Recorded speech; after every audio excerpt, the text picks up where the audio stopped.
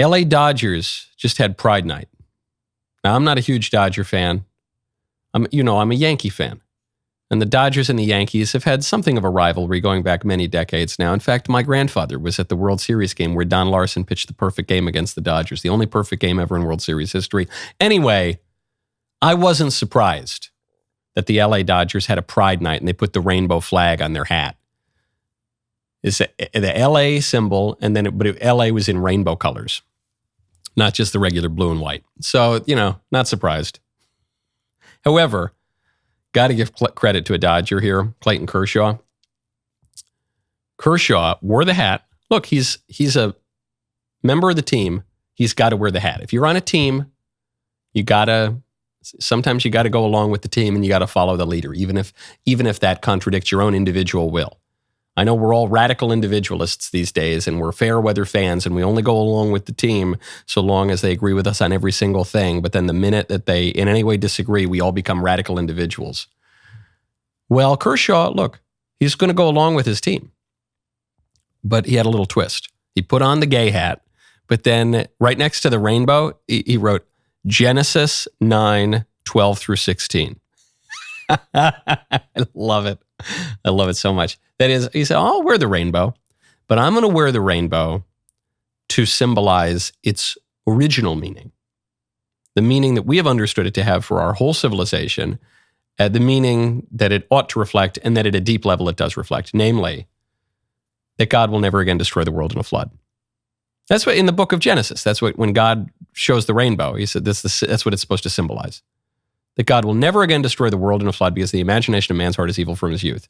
Now, in modern days, the rainbow is supposed to symbolize the imagination of man's heart being evil from his youth, and that being a good thing. Oh, isn't this great? It's just supposed to symbolize vice and self-indulgence. But Kershaw says, no, I'll wear the symbol, but I'm going to wear it to mean what it really symbolizes. It's a great way to handle Pride Night. This is a time to really focus in all of our political issues on how to balance competing goods. The goods of security on the one hand, the goods of freedom and independence on the other. That's what we're dealing with in some of these global conflicts, not just Iran, but also Ukraine and elsewhere. With Pride Night, Kershaw's got to deal with the good of being part of the team, the strength of the team, but also the good of the moral order, not violating the moral order, just to go along with the mob, which would be lunacy. How do you do that? He found a way to do it. I love it. That's very practical, very prudential. Probably the Dodgers, the LGBT Gestapo running the LA Dodgers, they probably wish he hadn't worn the hat at all because it calls more attention to the inanity and viciousness of the pride symbols. I said, can you just not? No, sorry. You asked me to wear the rainbow. I'm wearing the rainbow. You know what it means? Goes back to the book of Genesis. Now let me tell you about the book of Leviticus. No, don't tell us about the book of Leviticus, please. Oh yeah, it's about chapter 18. You know that one. No, please.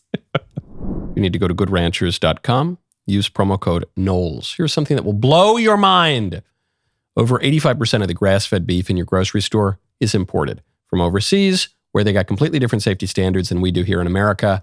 That's one reason to switch to Good Ranchers. You know why I support Good Ranchers? Yes, I love that it supports American ranchers. Yeah, I don't want all the imported beef with the weird safety standards. Yeah, I love that the prices cannot be beat from Good Ranchers. But the main reason why is because it is the best beef you are going to get. It is so freaking good. And the chicken is great. The chicken nuggets are exceptional. The best probably I've ever had. People are grilling all the time in the summer. It's just the greatest. And right now, when you use code Knowles, KNOWLES at goodranchers.com, you'll save an extra $40 on your order. You can get that beef that is born, raised, and harvested right here in the USA. No antibiotics ever, no hormones added, no seed oils. And when you go to goodranchers.com right now, you'll get $40 off and free meat for life using code Knowles, KNOWLES, Good Ranchers. American meat delivered. Speaking of June festivals, the New York Times. I meant to get to this yesterday, but I have to get to it before we move too far past Father's Day. The New York Times celebrated Father's Day in the most typical way by running a column from some angry liberal woman attacking her father. I'm not going to read you the whole thing, though it's a short little essay, and it's worth reading because of how awful it is. Here's just a little bit. This is how it opens. What my dad gave me. My father gave me his freckly skin, and I like him. I had melanoma. And like him, not I like him, she doesn't like him. And like him, I had melanoma. He gave me asthma and protruding elbows that are identical to his. He gave me reddish hair that's kindly reluctant to go gray. He gave me an aversion to drinking by not having one himself. I hate you, Dad. You're such an alcoholic. I hate you. You're drunk. He did not give me the seat next to him at the San Diego Chargers game. He had season tickets when I was a kid, but I only found out about it years later. He didn't even take me to that game that I didn't want to go to. He gave me the ability to talk to anyone because I couldn't stand the awkward silences he provided. He gave me really nice houses to grow up in, but we moved a lot for his work and things never seemed to be going well, so he gave me financial anxiety too. Yeah, I mean, he provided me all the material things I needed, and he worked really hard, but, he's still a loser, and he wasn't that good at his job. Even though, I mean, he did well in his career, but he's a loser. He's a complete loser. I hate him. And I had financial anxiety because, we were rich, but not as rich as I wanted to be. He gave me tools to withstand a sexist world. He would say, Hillary looks ugly in her pantsuits. And her voice. Women don't belong on the golf course. Just pause here. All true. Find me the lie in any of those statements. This was my exposure therapy. He gave it generously. He didn't give me a response when I was little and watching a baseball game on TV with him. Couldn't be bothered to explain my petulant, incessant questions. That's what I took.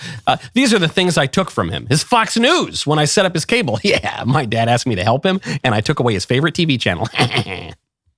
Goes on and on and on.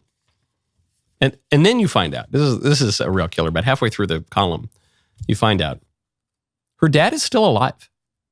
It's not even like he's dead and she's attacking him. He's still alive.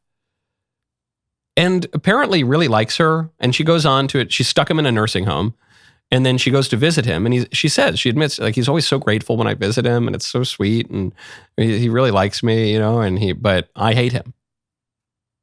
And you look through everything this guy supposedly did, and his great crime was being a hardworking father who supported his family, but was like kind of conservative. I don't even mean like conservative. Okay, I'm not talking like radical right. The guy wasn't reading Giovanni Gentile essays. He watched Fox News and read the Wall Street Journal. That's his great sin. And he didn't take his daughter to sports games that she almost certainly did not want to go to. She admits later, she doesn't even have any love of sports. She was just complaining that he didn't take her to a game she didn't want to go to. And he, what? And he made a lot of money, but not as much as she wanted. And then she stuck him in a home. But and the whole point is that she's a good daughter for forgiving him for the crimes that he didn't commit against her. All of liberalism, I say this without exaggeration and probably without exception, all of liberalism comes down to hating your dad. That's really what it's about. It comes down to hating your dad at a physical, temporal level, like your literal dad, like your immediate biological dad, or at the extreme, but to hating God, your father. Because liberalism ultimately is a turn away from classical philosophy, which says we're going to understand the world, then modern philosophy, as Marx says in the thesis on Feuerbach, modern philosophy is about changing the world, not about understanding the world.